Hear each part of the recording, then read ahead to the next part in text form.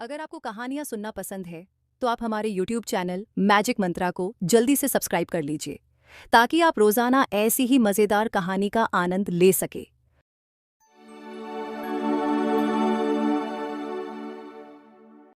गर्मी की लंबी छुट्टियां प्रारंभ हो चुकी थीं। मेरे कुछ मित्रों ने इन गर्मियों की छुट्टियों में कश्मीर जाना तय किया था और इस प्रस्ताव को सबसे अधिक समर्थन मैंने दिया।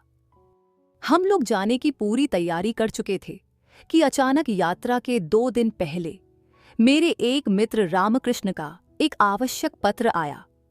इस पत्र के अनुसार मुझे अपनी कश्मीर यात्रा स्थगित करनी पड़ी। मैं अपने मित्र से मिलने उसके गांव की ओर चल पड़ा। जिस स्टेशन पर उतरना था, गाड़ी वहां दोपहर 1 बजे पहुंची। चिलचिलाती धूप, लू की लपट और कच्ची सड़क की धूल, मेरा गांव तक जाने का साहस न हुआ। मैंने सोचा शाम को जाना ही ठीक होगा। तांगे वाले कम थे और उतरने वाले और भी कम। तांगे वाले सवारी लेकर चल पड़े। खाली तांगे वाले भी चलने का उपक्रम कर रहे थे कि एक अच्छा सा तांगा घोड़ा देखकर उसे मैंने बुलाया। तांगे वाले ने आकर सलाम किया। मैंने कहा, देखो भाई, मुझे गांव जाना है, पर मैं अभी इस धूप में न जाऊंगा। शाम को 5 बजे के करीब जाऊंगा। तुम ठहरोगे? हाँ हुजूर, ठहरूंगा। किराया क्या होगा? हुजूर, जो आप खुशी से दे दें। खुशी की बात नहीं, रेट क्या है वह बतलाओ। 23 मील है ना हुजूर, आप दूसरों से पूछ लीजिए। 5 रुपए पूरे तांगे के होते हैं, फिर चाहे एक सवारी हो या 3। पर मैं तो इतना ना दूंगा, इसीलिए तो मैंने कहा कि आप खुशी से जो दीजिए हुजूर। मैं उसे कुछ पैसे देकर वेटिंग रूम में चला गया। शाम के 6 बजे हम लोग खा पीकर और खाने का कुछ सामान साथ रखकर गांव की ओर रवाना हुए। वैसे तांगे वाला कहता था कि 23 मील 2 घंटे में खुशी से ले जा सकता है, पर स्टेशन से आगे 2 मील के बाद ही कच्ची सड़क प्रारंभ हो जाती है, इसलिए देर लगेगी। मोटे साहब से हम 4 घंटे बाद गांव पहुंचेंगे। स्टेशन की सीमा पार करते ही किसानों के साफ सुथरे लिपे पुते छोटे छोटे घर और हरे भरे खेत बड़े ही सुहावने जान पड़े। 7 भी न बज पाए थे कि पूर्णचंद्र ने सहस्रों घड़े दूध पृथ्वी पर उड़ेल दिया। दिन की लू अब ठंडी हवा में परिवर्तित हो चुकी थी। हम इस सुहावने दृश्य को देखकर मैदान में पहुंचे। अब रास्ते में दोनों ओर खाली मैदान था। दूर पर एक आध पेड़ निर्जन में ऐसा खड़ा था जैसे किसी की प्रतीक्षा कर रहा हो। मैंने सोचा, चांदनी रात की वह आभा एक साथी के अभाव में उतनी सुखदायी न हो सकेगी जितनी होनी चाहिए। मैंने तांगे वाले से पूछा, जो धीरे धीरे कुछ गुनगुना रहा था, कितने मील आ चुके हैं हम लोग? अभी हुजूर, कुल 7 मील ही तो आए हैं। और फिर वह जरा जोर से गा उठा, हम फिर से वतन अपना स्वाधीन बना लेंगे। मैंने जरा सतर्क होकर तांगे वाले की ओर देखा। खद्दर का कुर्ता और गांधी टोपी उसके सिर पर थी। मैंने सोचा, कहीं इसीलिए तो यह स्वाधीनता के गीत गाता है। मैंने तांगे वाले से पूछा, कितने दिनों से तांगा हाँकते हो तांगे वाले भाई? हुजूर, कोई 5 साल हुए। किसी की नौकरी करने से यह अच्छा है। तबीयत हुई जोता, न तबीयत हुई बैठे रहे। किसी की ताबेदारी नहीं, अपने मन का राज है। सामने चलकर नदी थी। नदी का पुल पार करते ही तांगे वाले ने तांगा रोक दिया। बोला, हुजूर, यह जरा आराम कर लीजिए। नदी का पानी बहुत साफ और मीठा है। कहते हैं कि सन 57 के गदर में तात्या टोपे दुश्मनों की सेना को चीरते हुए यहीं से नदी के पार चला गया था। तात्या टोपे? मैंने मन में सोचा, इसे इतिहास का भी कूच ज्ञान है। तांगे वाला फिर बोला, हाँ हुजूर, तात्या टोपे नदी के पार जाना चाहता था। फिरंगियों की सेना ने उसे चारों ओर से घेर लिया था। फिर भी हुजूर, वह इतना तेज, इतना फुर्तीला था कि 4-5 बड़े बड़े फिरंगी अफसरों के सामने से निकल गया, अपनी सेना समेत, और उसका कोई कूच भी न कर सका। मुझे तांगे वाले के मुंह से इतिहास की कहानी बड़ी ही रोचक लगी। मैं जानता था कि आखिर इस तांगे वाले के मन में क्या है। मैंने पूछा, फिर क्या हुआ और मैं तांगे से उतरकर उसके पीछे पीछे चला। वह बोला, सन 57 के गदर में अगर हिंदुस्तानियों में एकता होता तो पांसा ही पलट जाता, पर तकदीर और फूट जो न कराए सो थोड़ा। मौलवी अहमद शाह और तात्या टोपे सरीखे देशभक्त वीरों को भी हम ही में से धोखेबाज लोगों ने धोखा देकर दुश्मनों के हवाले कर दिया। खून खौल उठता है हुजूर यह बात सोचकर। मैंने पूछा, तुम पढ़े लिखे हो? तांगे वाला उत्साह के साथ बोला, बहुत कम हुजूर, लेकिन हिंदी अच्छी तरह पढ़ लिख लेता हूं, अंग्रेजी भी थोड़ी जानता हूं।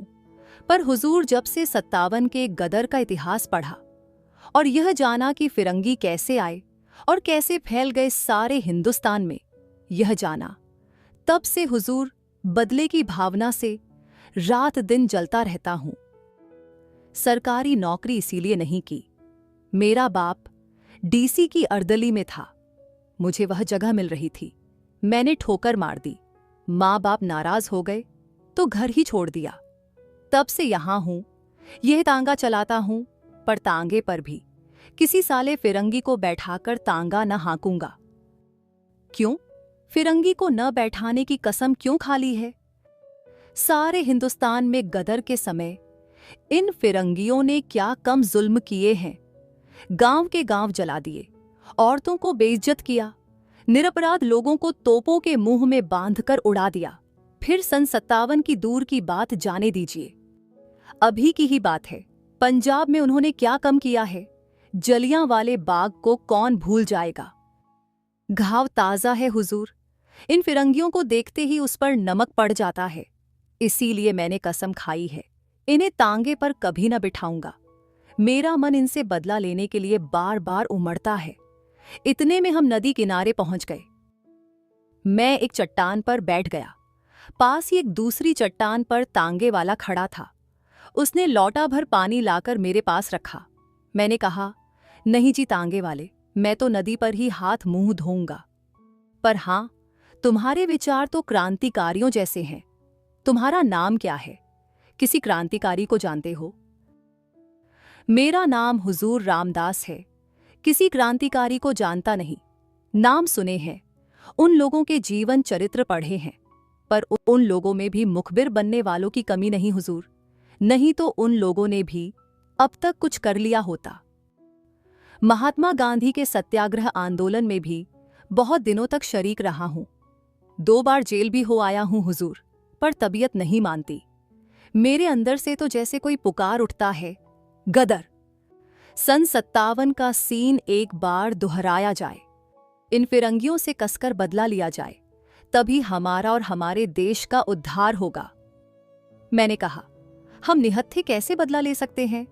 रामदास, सन 57 की बात ही और थी। तब हमारे पास हथियार थे, अब तो हम लोग बिल्कुल पंगु कर दिए गए हैं। हुजूर, यही तो बात है, तांगे वाला बोला। हमने जबान खोली और हमारे ही भाई बंधु हमें गिरफ्तार करने पहुंचे। हमारे ही में से हमें सजा सुनाने वाले आए, हम ही में से हम पर पहरा रखने लगे।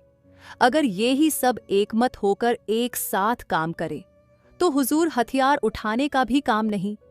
हमारा स्वराज्य हमारी मुट्ठी में जानिए, लेकिन 10 अगर सच्चे जी से काम करने को तैयार रहें तो 20 धोखा देने को तैयार रहेंगे। अगर हिंदुस्तानियों में एका ही होता तो क्या मुट्ठी भर विदेशी हम पर शासन कर सकते? तांगे वाले ने एक दीर्घ सांस ली और हम दोनों उठकर नदी में हाथ मुंह धोने लगे। इसी समय बड़े ही करुण स्वर में किसी के गाने की आवाज आई, हम गरीबों का खुदा नींद में सोया होगा, हम गरीबों का। थोड़ी देर बाद जिधर से गाने की आवाज आई थी, उधर से बिलक बिलक कर रोने की आवाज आने लगी। मैं चौंक कर देखने लगा। तांगे वाले ने बतलाया, हुजूर, यह एक पगली है, कभी कभी इधर दिख जाती है और अक्सर रात के समय गाती है, कभी रोती है, कभी हंसती है। कहते हैं सन 1357 के गदर के समय सम्राट बहादुर शाह को जब कैद किया था और उनके शाहजादों को मार डाला था, तब उनके महल में कुछ बेगमें कीमती जेवर इत्यादि छीन लेने के बाद दर दर फिरने के लिए छोड़ दी गई थीं। यह पगली उन्हीं में से कोई है। फटे कपड़े, पर इस गरीबी में भी हुजूर, उसकी चाल चितवन, बातचीत सब शाही ढंग का है। वह मामूली औरत नहीं जान पड़ती। मैंने तांगे वाले से कहा, तुम उस स्त्री को बुलायो, मैं उससे बात करूंगा। तांगे वाला बोला, वह किसी से नहीं बोलती हुजूर, न किसी की तरफ देखती है। कहाँ रहती है, क्या खाती पीती है, कोई नहीं जानता। कभी कभी यहीं नदी किनारे दिख जाती है। न जाने कितने वर्षों से इसी तरह गाती है, रोती है, हंसती है, पर आज तक कोई उससे बात नहीं कर सका है। मैं आश्चर्य में था। खैर, खाना खाकर हाथ मुंह धोकर हम लोग फिर तांगे पर आए। तांगे वाला न जाने कितनी बातें मुझे बतला चला। शुरू में तांगे पर बैठकर मैंने एक साथी के अभाव का अनुभव किया था, किंतु ये 23 मील कब खत्म हो गए मैं जान भी न पाया। गांव में पहुंचकर जब तांगे वाले ने मुझसे पूछा, यही गांव है, किसके मकान पर चलना है, तब मैंने जाना कि 23 मील की यात्रा समाप्त हो गई। दोस्तों, आज की यह कहानी यहीं पर समाप्त होती है। आपको आज की यह कहानी कैसी लगी, कमेंट करके जरूर बताइएगा। और ऐसी ही मजेदार कहानियां सुनते रहने के लिए हमारे YouTube चैनल मैजिक मंत्रा को जल्दी से सब्सक्राइब कर लीजिए। धन्यवाद। जय हिंद, जय भारत।